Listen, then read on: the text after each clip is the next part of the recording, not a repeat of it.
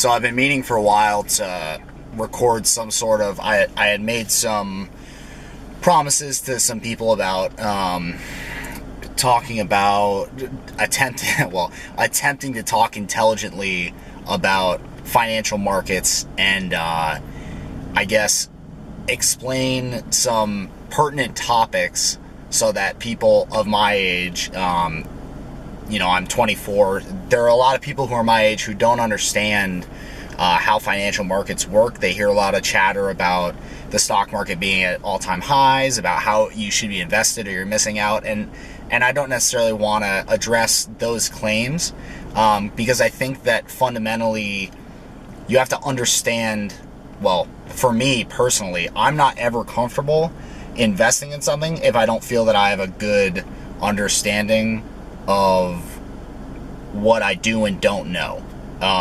So I want to know what risk I'm taking so that I'm aware that I'm taking it, I guess, so to speak, and so that I can then hedge that in some way, whether that's, taking a corresponding position somewhere else in a portfolio to, something that goes up as, another position goes down, to put it quite simply. But I guess what I wanted to talk about is I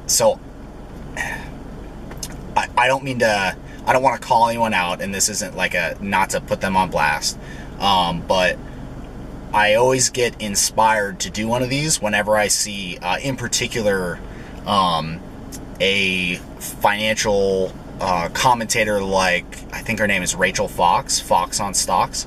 There's a plug for her. You can go check out her stuff. I really like that, one, she's obviously a hustler. She's like putting out a shit ton of content. It's awesome. She's really active on Medium. I love that. Two, she's bringing awareness to the fact that millennials should be investing. Totally agree there. Like, no issue.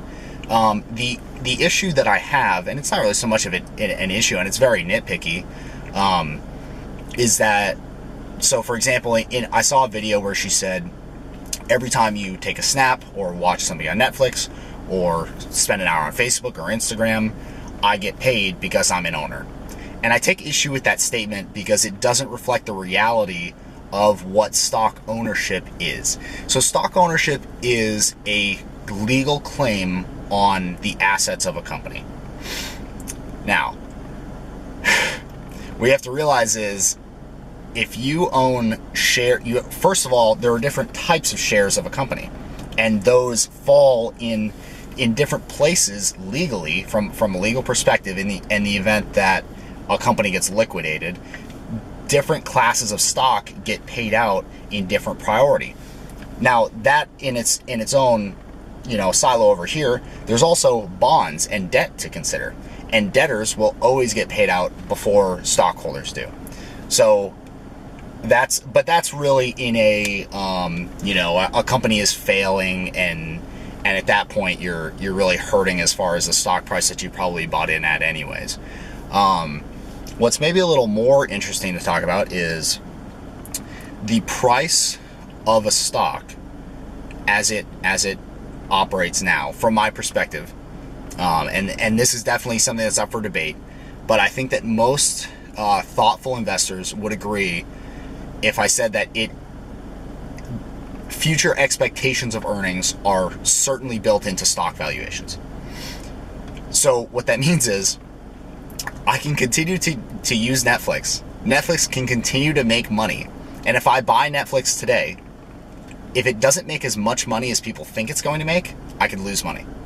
So even though I might be an owner of Netflix, you might still be using Netflix. Netflix might be profitable, more profitable than they are today.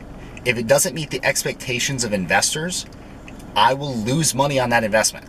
And that is something that is fundamentally misunderstood. A company can make money. Like, straight up, there is more cash in the bank today than there was yesterday. And as a stockholder, you can still lose money. And that's because when you buy a stock, it's a claim on assets. It's not a guarantee. And on top of that, there are different ways. So some companies like Amazon, for example, to my knowledge, don't pay dividends.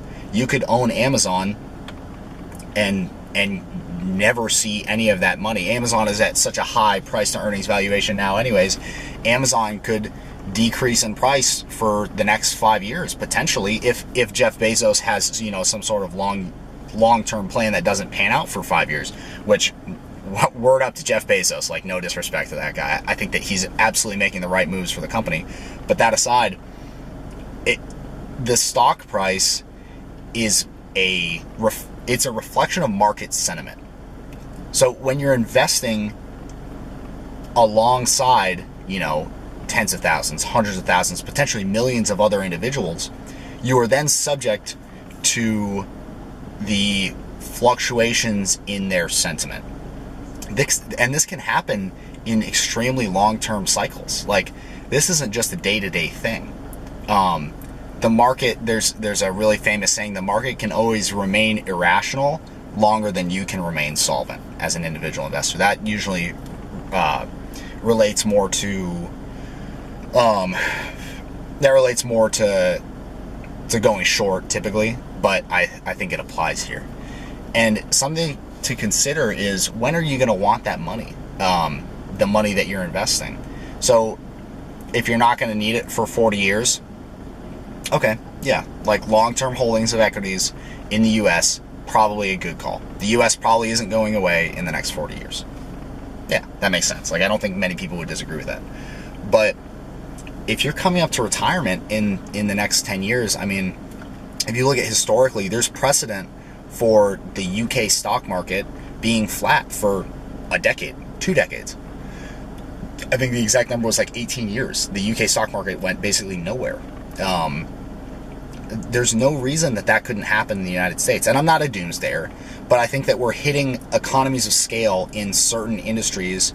For example, information technology, the way that energy prices are moving, the way that energy infrastructure is growing, and this idea that the energy world is becoming flat as the information world has. Real Vision has talked a lot about that. Raoul Pal has talked a lot about that. We're in a potential scenario where we experience 10 years of no or negative inflation, you know, otherwise known as deflation. To get back to the point, I don't think it's a good idea to oversimplify what we're talking about just because it might lead to more short-term. Here's a good way to put it. I would rather put this out and be historically correct about the fact, it's not an opinion, the fact that stock ownership does not mean that you get paid every time the company does. I think that I would rather be on the long-term smart side of this being a more boring video, but me being able to say, hey, go look at that video that I put out. I was right. Like, I would rather be right about the things that I know, and I know that these things are right because it's based in fact. Like, you don't, like, Amazon, okay, Amazon now makes money, right? How many dividends has Amazon paid out? I'll look it up on my phone right now.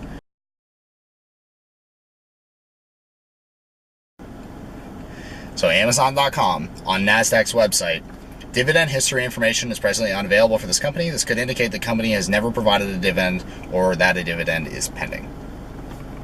Amazon makes money, guys. Like, if you own Amazon, you are not making money alongside Amazon. If the price is going up because people value it at a higher valuation today than they did yesterday, that's a different story.